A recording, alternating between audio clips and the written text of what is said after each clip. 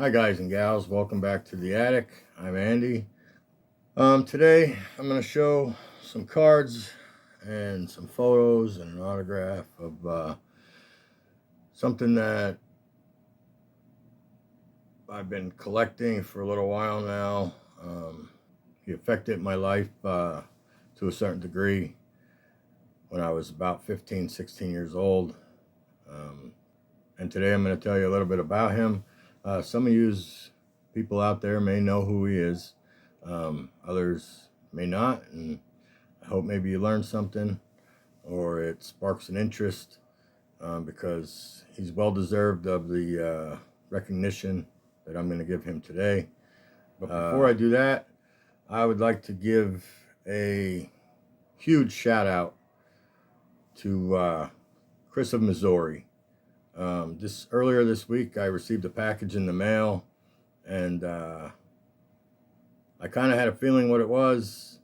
And as soon as I seen his name on it and the address and stuff, I was smiling ear to ear pretty much, because this goes back a few months. I've been razzing him a little bit about getting one of these Chris from Missouri hats. Chris, I appreciate it. I can't thank you enough. I talked to you on the phone yesterday. I truly enjoyed our conversation. And I hope, I hope we could do it again. I enjoyed talking to you. And with that being said, I'm going to, put the camera on this hat here.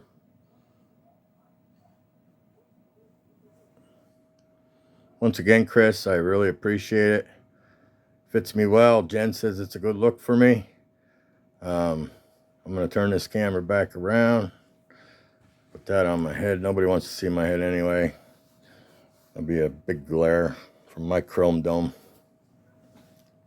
Once again, Chris, I appreciate it, and I enjoyed our conversation. Like I said, hope we could do it again.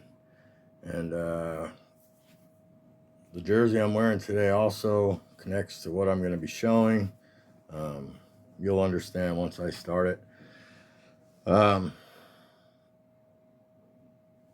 looking at myself in this hat right now, and I kind of look like a younger, better looking version of Chris.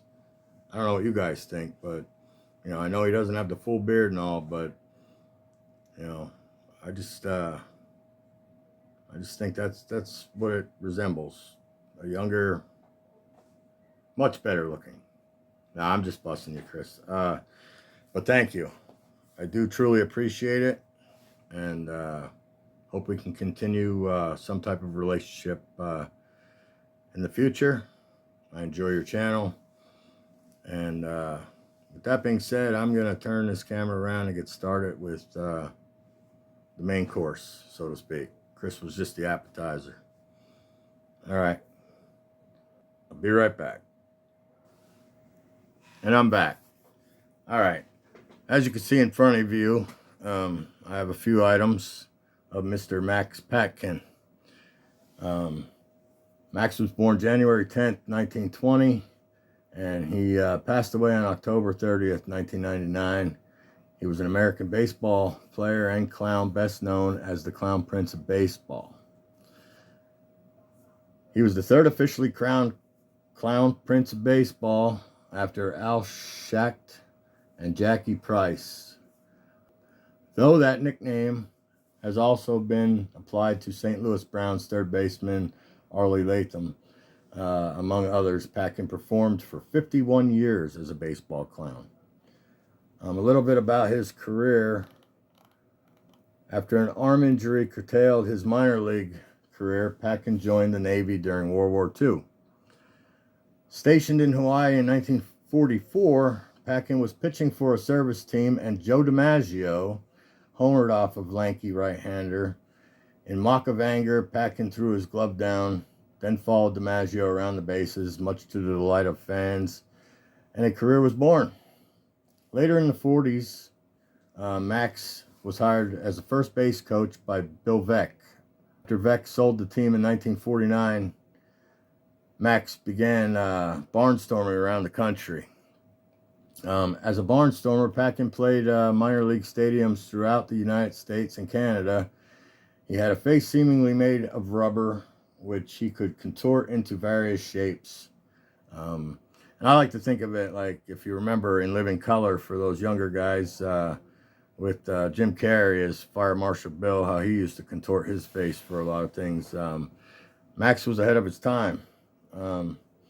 Anyway, he was rail thin and wore baggy uniform with a question mark on the back in place of a number, and a ball cap that was always askew. While some described his act as corny, he became a beloved figure in baseball circles. If anybody out there has ever seen him perform, it was quite delightful. I enjoyed it. He received a promotion in 1988 when he was named the King of Baseball at that year's winter meetings in Atlanta, and could be seen appearing as himself along Kevin Costner, Tim Robbins, and Susan Sarandon in the popular baseball movie Bull Durham, made the same year, which is why I'm wearing the Bull Durham Crash Davis jersey right now. It's all linked together. So let me show you some things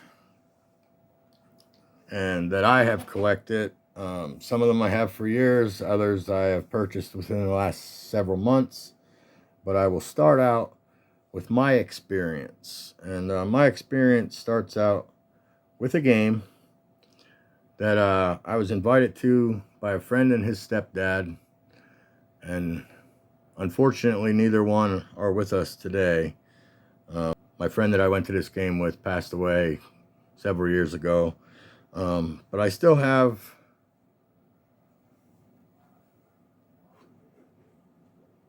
the ticket. And it was against the Pittsfield Cubs, which I'll get into more detail about that. And on the back, I have still written, and you can see I wasn't that great of a speller apparently. I forgot the extra P and stopped the rain. But this was the first game. Reading won 5-2 against Pittsfield, and the second game was rained out. But during that time, I was intrigued by Max, who I really didn't know who it was at the time. Didn't know really much about him. I was very intrigued. He was comical, funny, made me laugh, made me smile. Came over and said some stuff to me and my buddy while we were standing there watching him. And on that day, I'm going to set this right here. On that day, there was a pitcher for the Reading Phillies named Marvin Freeman. I have one of his cards here. And I have another from the Reading Phillies. He was the pitcher on that day. Pretty decent pitcher. He was in the majors for a little while. Played with the Phillies. Pretty sure he played with the Rockies. I'm not positive who else. I really didn't research too much on him because this is all about Max. Or mostly about Max anyway. So I'm going to show you a few items. As you can see, there's an autographed ball, an autographed card in that display. I have the autographed 8x10 of his famous pose, which, or photo, I should say, that is also on the ticket. As you can see in the background, same exact pose. To the left is a promotional photo. It has his name and then his address and everything for, I guess, people to get in touch with him. And I'm going to continue with showing some other items I have. This first card, it's autographed by Max Patkin. It's the Clown Prince of Baseball. Has some details on the back. And I'm not sure how accurate they are, but he was 6'3", 185 pounds, born in Philadelphia, Pennsylvania. So he's a Pennsylvania native. It says, even though Max Patkin's name has never appeared in Major League box score, he is one of the best-known figures in baseball. Since 1946, Patkin has made thousands of appearances in Major League and minor league ballparks as the Clown Prince of Baseball.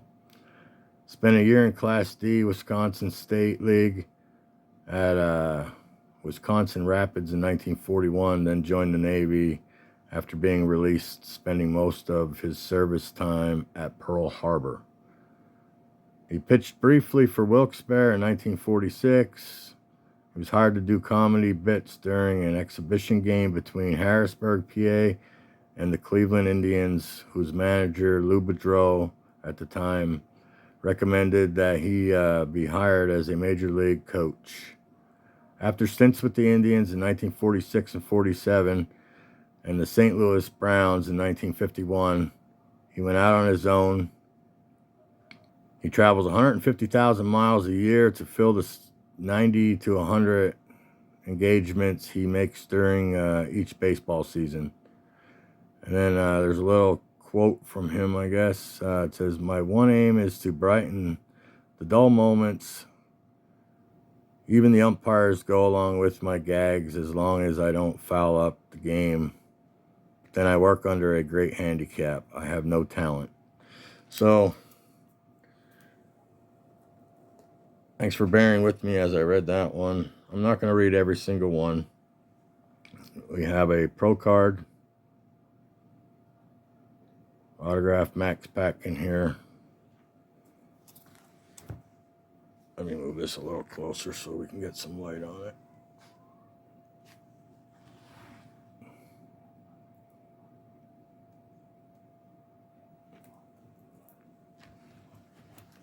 And then Action Packed actually came out with a 3-card subset or insert set dedicated to Max.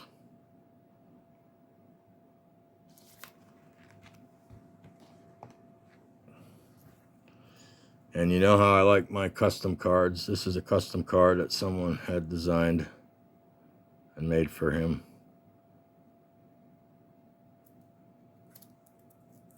Which also has some details.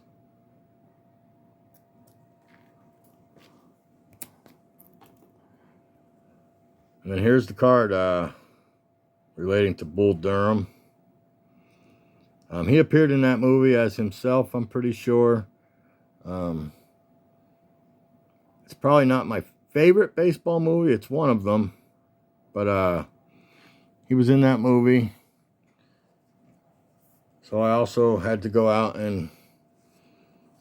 These cards are actually bigger than I thought they would be. They're not the normal size. But I like oversized cards. So it was right up my alley. Susan Sarandon.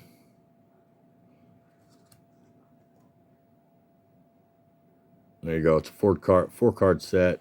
I'm not sure exactly. Orion, who's the picture company, actually put these out in 1988. So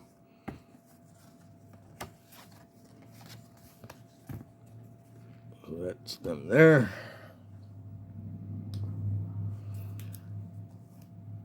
I also have an autographed Reading Phillies ticket. With his signature, it's autographed with the certificate of authenticity. Max was a popular figure. He actually had songs written about him. There's 2 books. They're good reads. They're not that expensive. But one's called The Clown Prince of Baseball. And one is The Funniest Man in Baseball. The True Story of Max Patkin. I know I've been pretty much all over the place on this video. With no real order. But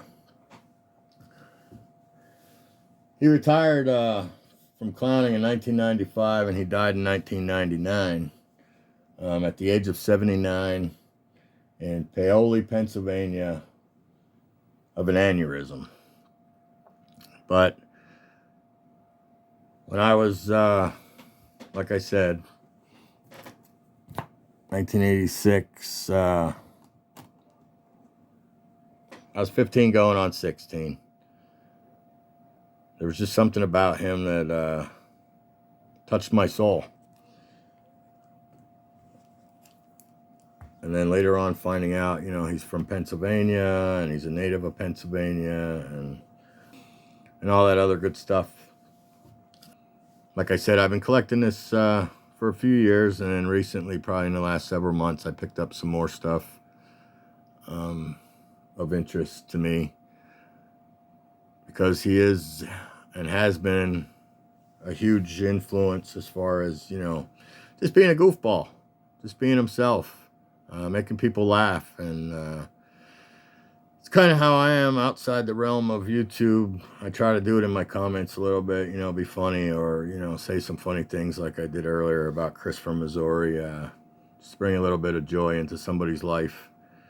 And he did it for a long, long time.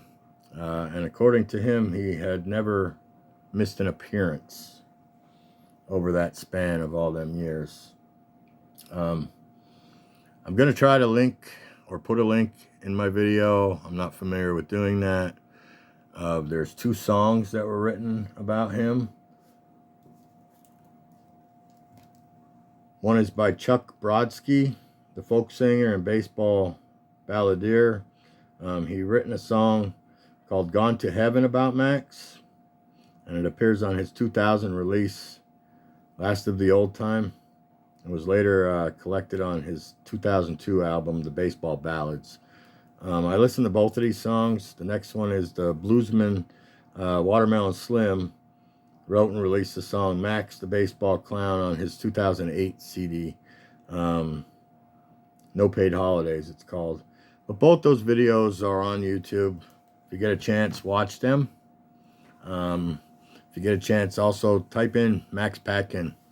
Watch some of the videos on them. They had a little, I don't know if you want to call it a documentary or special on him.